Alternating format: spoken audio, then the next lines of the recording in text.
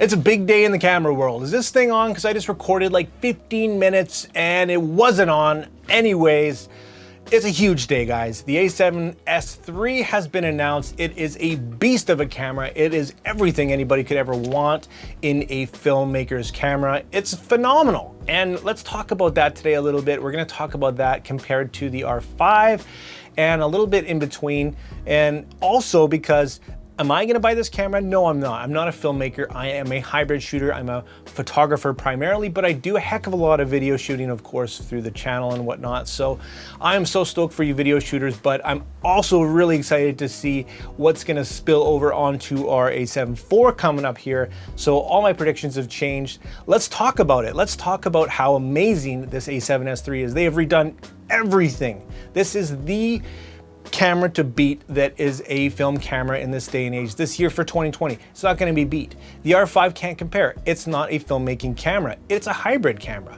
So let's talk about a few things. And if you haven't already, check out Gerald's review on the A7S III. It's phenomenal. It covers every base, but I do disagree on a few things. And let's start off with the major thing. It's 12 megapixels. It's not a photography camera. It's not a hybrid camera.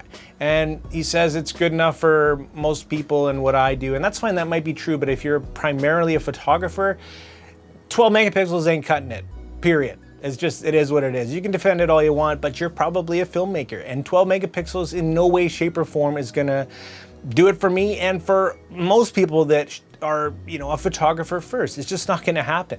It is a phenomenal video camera and it is the one to beat probably for a while now, but it's not a hybrid camera. It's not gonna be good enough, and that's just period. And if you disagree with me, that's totally cool. Drop it down in the comments. I wanna hear about this, guys, but I don't wanna hear nasty stuff. I don't wanna hear the comparisons between the R5. I don't care because they're both awesome cameras, and the R5, in my opinion, is more of a hybrid camera. It's a better photography camera. You cannot debate that. But for video, this thing is an absolute beast. And it's been completely redesigned. We've got a new 12 megapixel backside illuminated sensor and 400,000 ISO. We've got massive pixels. It's just the dynamic range, 15 stops and 13 usable. It is an absolute beast. We've got improved IBIS.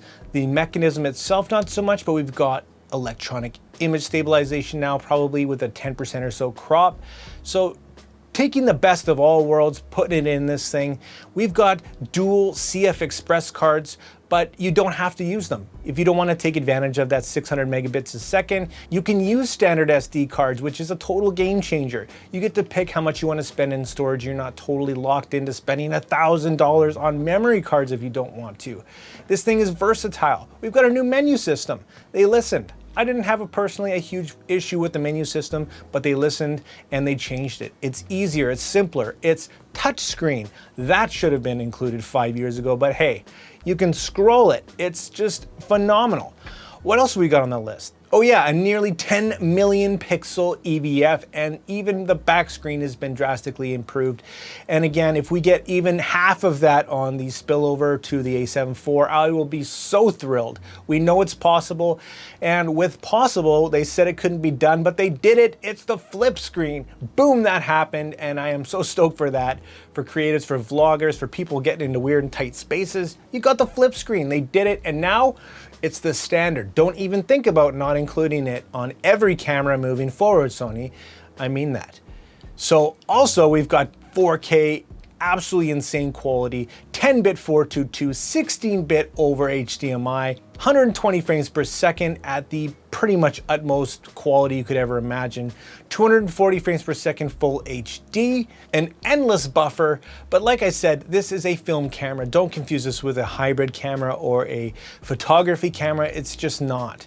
So I am super stoked about this, guys. For you film guys, I'm so happy for you. You finally, I would have to say that it's worth the wait. And if you really, I don't know what you'd want to pick out about this thing. What could you possibly want more out of this as a filmmaking camera?